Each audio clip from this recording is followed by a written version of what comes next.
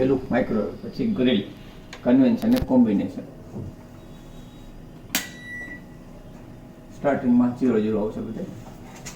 Microwave કરો એટલે microwave નિશાની આવશે ને કેટલા % યુઝ થાય છે માઇક્રોવેવ. ટાઈમ મૂકવું હોય તો મેન્યુઅલી 50 સેકન્ડ મૂકી શકો. 0 મૂકો તો પછી 5 મિનિટ થઈ જશે. ને સ્ટાર્ટ.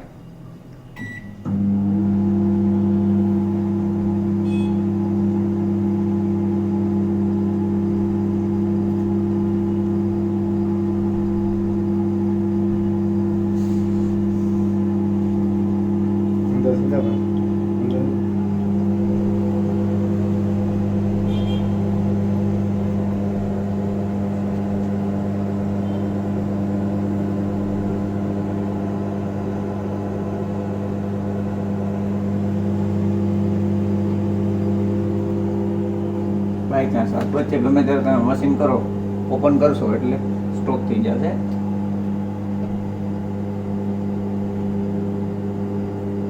પછી કન્ટિન્યુ બંધ કરીએ તો પાછું કે પછી સેટ કરવું પડે?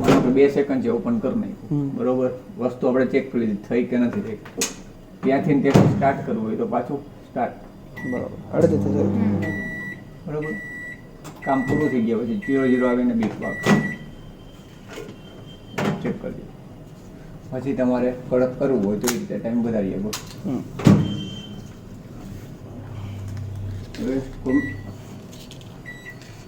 ગ્રીલમાં ગ્રીલ 1 ને ગ્રીલ 2 એ રીતના ઓપ્શન મળશે. કોમ્બિનેશનમાં કન્વેન્શનમાં કેટલું તાપમાન છે લખેલું આવશે. તાપમાન ફેરવવું હોય તે રીતે તમે ફેરવી શકો. પ્લસ છે માઇનસ કઈ આગળ જ જતું જશે. 240 પછી પાછું 150 આવી ગયું. કોમ્બિનેશનમાં માઇક્રોવેવ ને કન્વેન્શન સાથે, માઇક્રોવેવ ને ગ્રીલ સાથે, કન્વેન્શન ને ગ્રીલ સાથે, અને ત્રણેય એક સાથે યુઝ થઈ શકે. કન્વેન્શન નો યુઝ ક્યારે કરવાનો? વધારે પડતી બેકરી આઈટમમાં યુઝ આવે કન્વેન્શન. કેક ને બધું બનાવવાનું. અને ગ્રીલ કોઈ વસ્તુ બહારથી ક્રંચી કરવી હોય તો હાલો.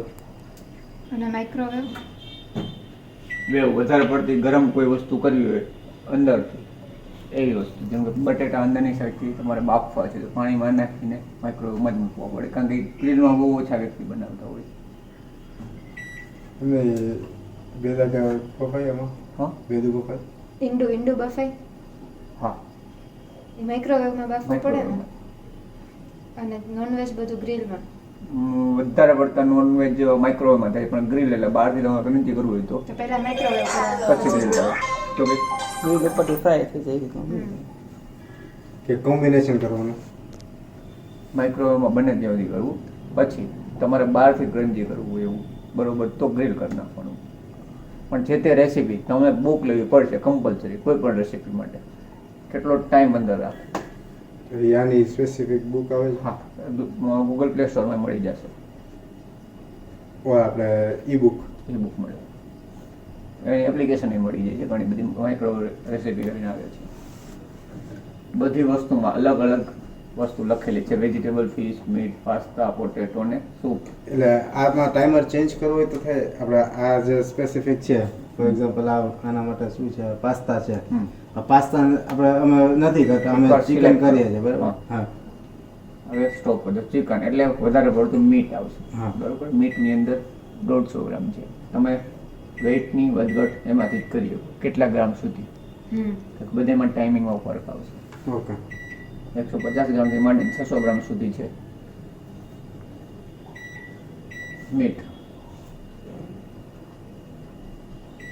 300 ગ્રામ, 600 ગ્રામ મૂકી સ્ટાર્ટ કરું છું. 7 મિનિટ અને 7.5 મિનિટ જેવું લીધું, બરોબર. ત્યાંથી સ્ટોપ થઈ જાય. ત્યાંથી સ્ટોપ થઈ જાય. સ્ટાર્ટ કરવા માટે ડાયરેક્ટ 30 સેકન્ડ. કોઈ વસ્તુ રીડ કરવી તો ડાયરેક્ટ 30 સેકન્ડ, બરાબર. બીજી કોઈ વસ્તુ ન સમજાતી હોય તો પછી માની લો કે આપણે બહાર ગેસ ઉપર કંઈક સબ્જી બનાવેલી છે અને ગરમ કરવું છે. ખાલી ગરમ કરવી હોય તો રીડ માટે 30 સેકન્ડ કોઈ પણ સબ્જી માટે ઇનફ છે. ખાલી સ્ટાર્ટ કરીને મૂકી દેવાનું. 20 થી 30 સેકન્ડ પછી તમે વસ્તુ અંદર મૂકી હશે, ગરમ થશે, તમને અંદાજ આવી જ જશે કે ગરમ થઈ ગયું. એનો અલગ બાઉલમાં મૂકવી પડે ને, માઇક્રો શેપ બાઉલ જ આવશે બધું. ઓકે, ક્લીન આટલું. ઓકે. અંદરની સફાઈ જનરલી કોઈ વસ્તુ બન્યા પછી ડોર ઓપન કરી અને 20 મિનિટ ઓપન રાખો જેથી કરીને અંદર સ્મેલ હોય તો નીકળી જાય. ત્યાર સિવાય સ્ટીલ બોડી છે એટલે લિક્વિડથી તમે સાફ કરી શકો બરાબર, પણ અંદર ન રહી જાય લિક્વિડ એનું ધ્યાન રાખો. કોઈ પ્રકારનું કેમિકલ ટાઈપનું વાપરો તો, બાકી રેગ્યુલર પાણીથી તમે સાફ કરો તો આરામથી કરી શકો. બેટર છે કે લીંબુ વાપરો સૌથી સારું. એટલે લીંબુનું પાણી લીંબુનું પાણી નાખીને લીંબુનું પાણી કરીને પોતું મારવાનું. લીંબુના પાણીનો સ્પ્રે કરી દે પછી કપડાથી સાફ કરી નાખો.